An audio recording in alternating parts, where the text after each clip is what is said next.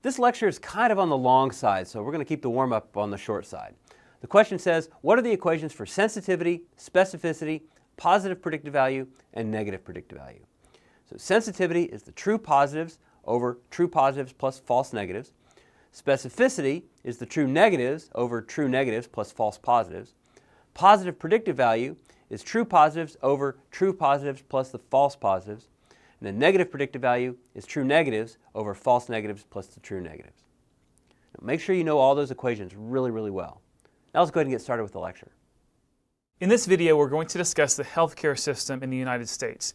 This is something that is definitely important for you to know, both professionally and for your Step 1 or Level 1 exam. You will have a question about the healthcare system on your exam, maybe one question, maybe 5 questions. But it's something that you really do need to understand, and it gets largely ignored in other review courses and review books. So we've given you much of this information in your study guide. We have this quote in your study guide: "Medicine is a science, healthcare is a business, healing is an art." I heard this as a medical student, and I mention it here to remind you that our healthcare system represents a complex intersection of medical science, economics, corporate legal entities, and the psychosocial and spiritual aspects of healing. In some ways, each of these components stands on its own, but in other ways they are very much dependent on each other. So let's start with this first question in the study guide. What was the practice of medicine like before insurance? Well, physicians and hospitals could charge whatever they felt was fair to patients. Patients trusted physicians and hospitals to charge them a fair rate for their services. Patients sometimes incurred excessive, unforeseen medical expenses. Patients often were unable to financially compensate healthcare providers for the services rendered and instead might offer something like chickens or handmade crafts. Physicians would often write off debts that patients were unable to pay. So without insurance, there was a certain degree of imbalance in the healthcare system. One of the goals of medical insurance is to establish more foresight and fairness in the system when there's prepayment for anticipated future ill health. In this way, the system becomes more balanced over a long period of time rather than having a lot of short-term disharmony. So in order to move on, there are a few healthcare terms you need to know. Look at the next question. Health insurance has premiums. What's a premium? It's the amount the insured person has to pay the insurance company. Usually it's a monthly premium. Maybe it's a $200 a month premium. Maybe it's $500 a month. A copay is the amount the insured person pays at the time of a service. So not only do you have to pay a premium every month, you also have to pay a copay every time you go to the clinic or the ER or for an outpatient surgical procedure or for an inpatient stay or whatever the visit is. And a deductible is the amount an insured person must pay out of pocket before the health insurance begins to pay for the remaining healthcare expenses. So if you have a high premium plan where you're paying maybe $1,000 a month, your deductible is probably going to be very low, and it's not going to take much money to reach that deductible. But if you have a low premium plan, you're only paying, say, $100 a month or $50 a month, you're probably going to have a very high deductible where the first $5,000 of medical care is not covered by insurance and must be paid as an out-of-pocket expense. Next, let's talk about the third-party payer system, or private pay health insurance. The financial duty of the patient is to pay the monthly premiums, copays, and deductibles we just discussed. The risk is paying more in insurance than what is received in medical care. And this is particularly common in young patients who pay into the system but don't need much health care.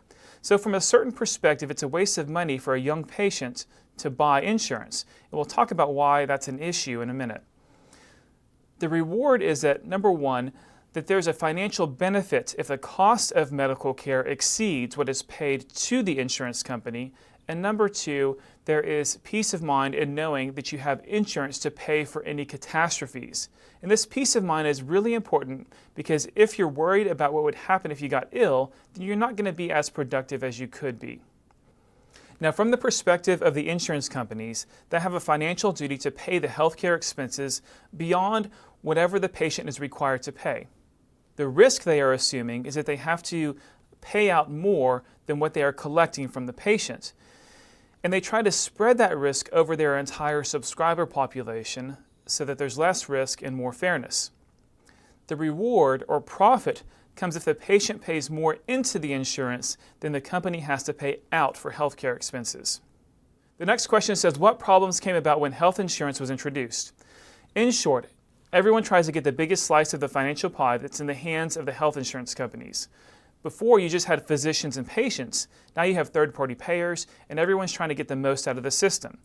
Health insurance companies leverage their volume of subscribers to drive down their reimbursement to medical care providers. Providers still provide care because they agreed to do so. Healthcare providers and hospitals counter by increasing the cost of medical care. Insurers pay because they agree to pay. They agreed to do so. Patients demand more and more care in order to get what they have already paid for. They'll start going to the clinic more frequently. They'll start having unnecessary procedures. Insurance companies end up receiving too little funds from patients to pay the rising costs of health care. So again, patients are trying to get the most out of the system, insurance companies are trying to get the most out of the system, and physicians are trying to get the most out of the system. So the healthcare system is constantly being refined to maximize fairness. So we need to introduce a few more terms. A network is a group of healthcare providers that has agreed to take reduced payments in order to have access to a larger number of patients that are subscribing to an insurance plan. And major medical is a high deductible plan that covers the patient in the event of excessive medical expenses. So in theory, by placing limitations on the loopholes people found to tip the scales in their favor, the entire system is made more fair. But in reality, more rules results in higher administrative costs, and there are always more loopholes to be found. So as a result, you get things like health maintenance organizations, or HMOs. This is where the PCP is a gatekeeper to more specialized care. If a patient wants to see a specialist, he has to go to the PCP first. Obviously, patients don't like having to go to the PCP in order to see their specialist. Insurance companies do like patients going to their primary care provider first because a lot of times the PCP can provide care at a much lower cost than the specialist. And with an HMO, in order for medical expenses to be covered by insurance, the provider has to be in the HMO network. You have a network of physicians that have agreed to the HMO plan, again, in order to gain access to more patients. And as a patient, either you use the in-network physician or you're going to pay a lot more money to go outside of the network. Then a preferred provider organization, or PPO, is where there's no gatekeeper to see the specialist. As a result, individuals don't have to go to their PCP. They can choose whatever specialist they want. So the patients are happier with this. However, the cost is still higher for out-of-network care. And this plan tended to cost more than the HMO plan because of the higher specialist costs relative to the PCP being able to provide the care. The next question says, what problems came about when HMOs and PPOs were introduced? The HMO and PPO drive down the payments to physicians and hospitals. The physicians receive less compensation, and the quality of visits is decreased in order to generate a higher quantity of visits. The patient pays more and more for less and less medical care. In short, the third-party payers drove down the cost of care, but the physicians counter by decreasing the quality of care. In this scenario, the patient loses on quality. Physicians that are unsatisfied with the new arrangement leave the system and establish new systems. Maybe they go back to the old system and stop accepting insurance. There's some freedom to go in and out of the system, but that's becoming more difficult as time goes on. So if the physician wants to establish a new system, what options are there? Minor emergency clinics are heavily utilized by patients without third-party coverage, but they usually offer no primary or secondary prevention. There's also cash-only clinics. This is where physicians exit the insurance system and say, you know what, I'm tired of dealing with insurance companies, I'm just going to accept cash only. The physician refuses to take any third-party payment, essentially returning back to the old patient-physician system. The patient may or may not carry major medical coverage. A sliding scale clinic is another option. This tends to be more of the non-profit clinics. So the patient pays a nominal fee based on their income, their ability to pay. These clinics are usually run by charities with a volunteer physician in order to minimize costs. And to add another level of complexity, some physicians will develop what are essentially their own insurance plans for their patients. This is called concierge medicine. This is where the physician charges an annual fee, maybe $1,200 a year, for a specifically designated set of services, possibly unlimited visits, maybe 4 visits a year, whatever bundle of services a physician decides to provide for that fee. Boutique medicine is where the physician offers unique services that aren't covered by insurance but are desired by affluent patients, usually cosmetic in nature, in order to increase clinic revenue. Botulinum toxin injections for wrinkles would be an example of a boutique service. Insurance companies aren't going to pay to correct wrinkles with Botox, but boutique medicine services can generate a little additional revenue for the physician. In group physician networks, or when physicians say, you know what, we're tired of third parties taking a piece of the pie, let's just get together with a group of physicians. So in an effort to regain control of their own payments, physician groups can form clinics, build their own hospitals, and run their own surgery centers. And what they usually discover is that in order to run such a big venture, you need to create a hierarchical structure with its own administrative costs. And so in some ways, they just recreate the business they just left. But as physicians become more business savvy in this process, business professionals and physicians start communicating better. They start to develop some pretty inventive solutions, like the list you see in the study guide.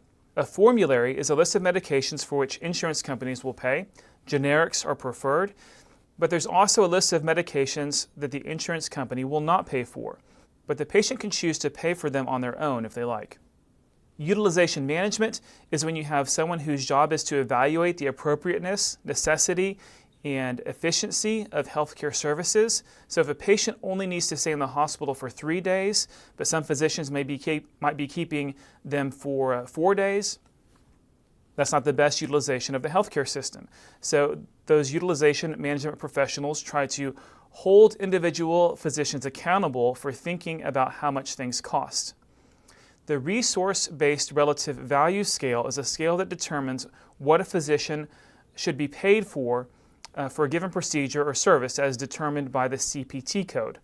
This is where the third-party payer says, okay, if a primary care physician in Texas does an EKG and reads it, we'll pay one fee, but if a cardiologist in New York does an EKG and reads it, we'll pay him a different fee, because there's differences in specialization, differences in location, and differences in liability costs for each of those physicians.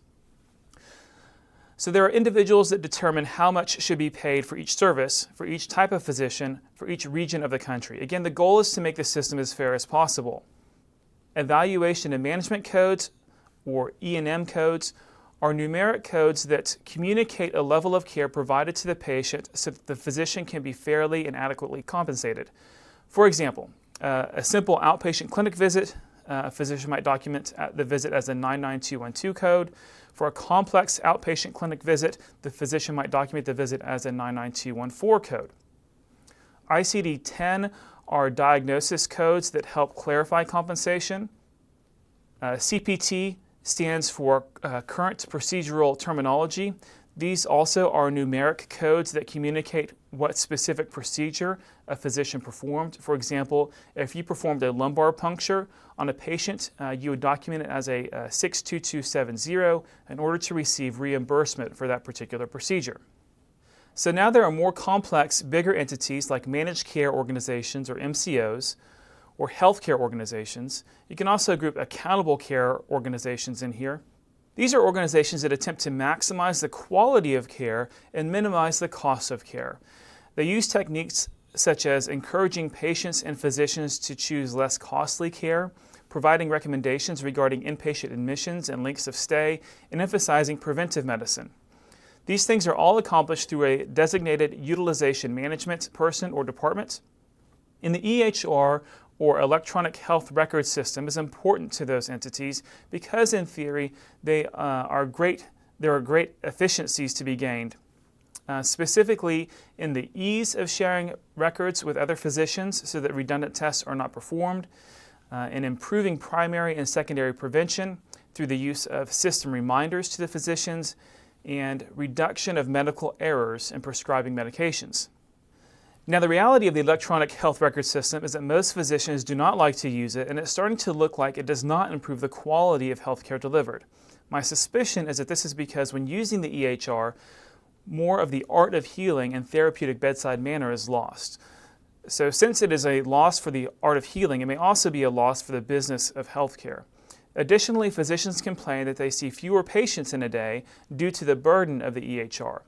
The reality is that some healthcare systems will prefer to use the EHR, and some will prefer not to use an EHR. The next question says, what about those without the financial resources for healthcare? Let's talk about Medicare and Medicaid for a second. Medicare and Medicaid is essential government health insurance for specific groups of patients. So a patient over age 65 qualifies for Medicare. Patients who are disabled or destitute qualify for Medicaid. So maybe you can remember the E at the end of Medicare stands for the elderly, and the D at the end of Medicaid stands for disabled or destitute. There's the Children's Health Insurance Plan, or CHIP. CHIP is a combination of state and federal funding of children's health care.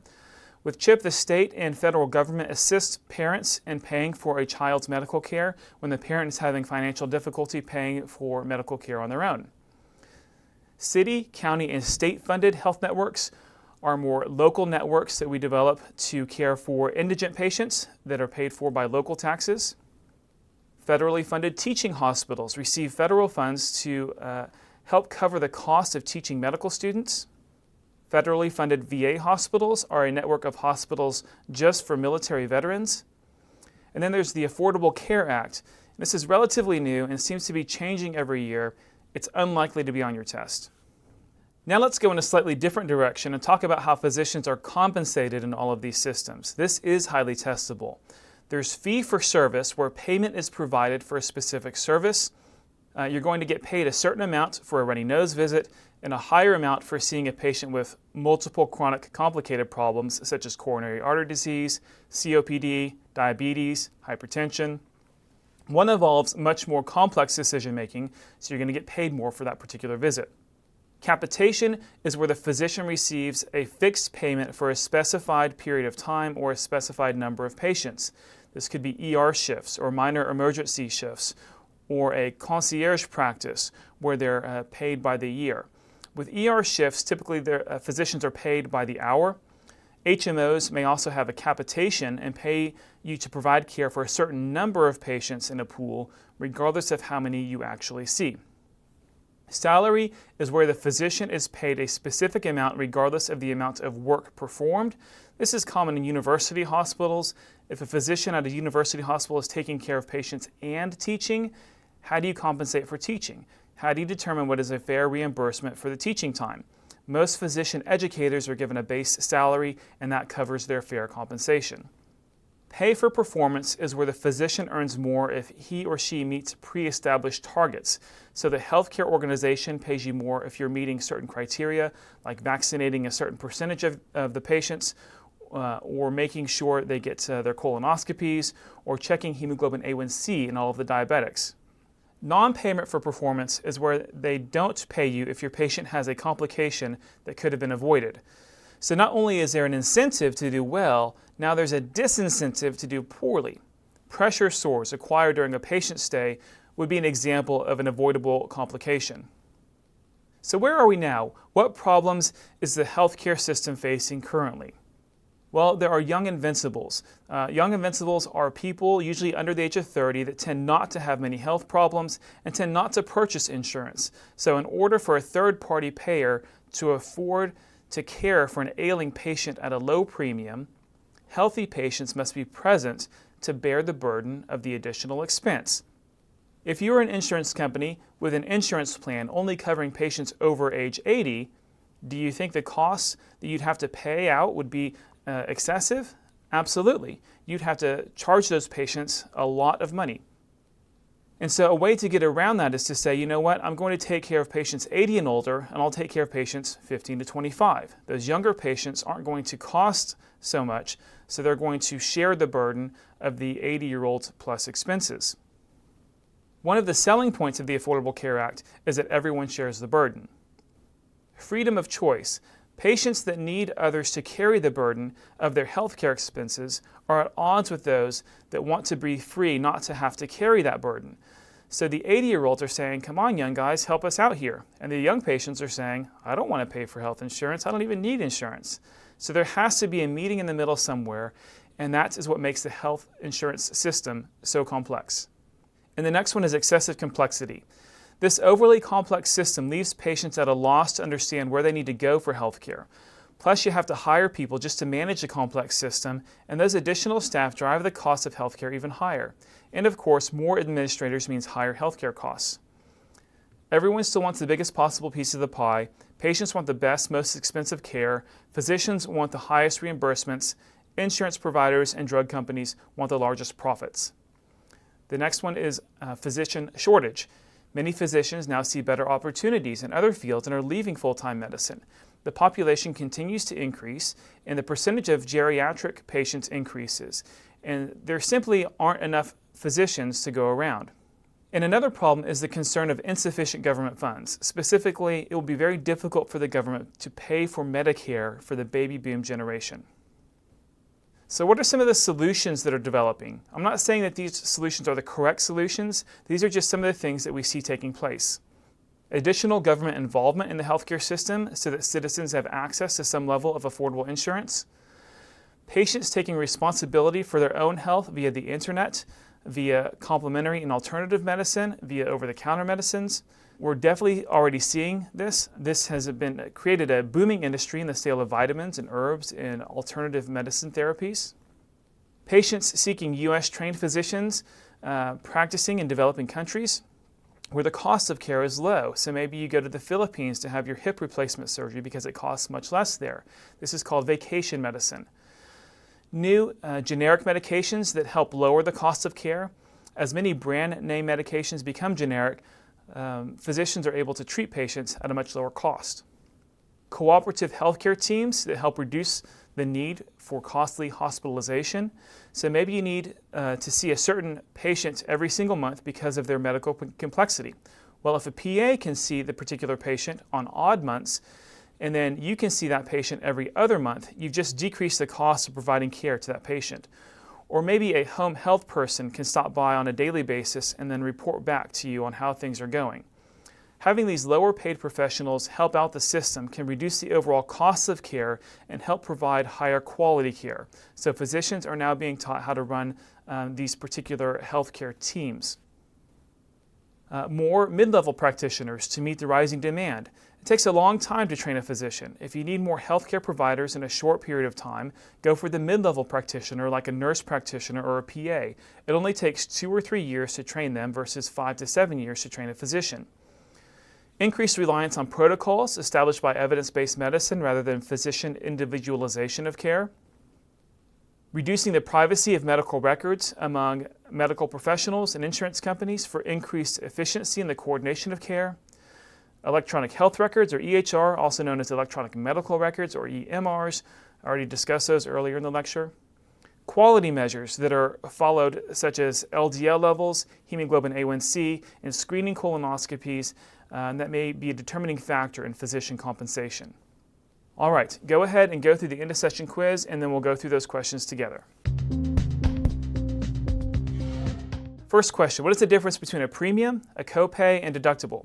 A premium is the amount paid to an insurance company, usually as a monthly fee. A copay is a fee that the patient pays out of pocket at the time of service. A deductible is the out-of-pocket expense that needs to be paid before insurance begins to pay their portion. Which plan usually offers patients a greater variety of physicians to choose from? HMO plan or a PPO plan? The PPO plan offers a greater variety of physicians to choose from. Next, what is the difference between being paid by capitation and fee-for-service? Both are ways that physicians are compensated. Fee-for-service is a payment provided for a specific service like a clinical visit or a surgical procedure, and capitation is a fixed payment for a set period of time or for a set number of patients, such as a shift at an ER or an emergency clinic, or a global fee in joining a concierge practice. Next, what must a hospital submit to a third-party payer in order to receive payment for services? You have to submit ICD-10 diagnosis codes and also CPT codes for what was performed on the patient. Next question, what department in a hospital oversees the maximization of the quality of care while minimizing the cost of care? This is the Utilization Management Department, or sometimes it's called Utilization Review. That's it for the end of session quiz, and that's it for our healthcare system video. See you next time.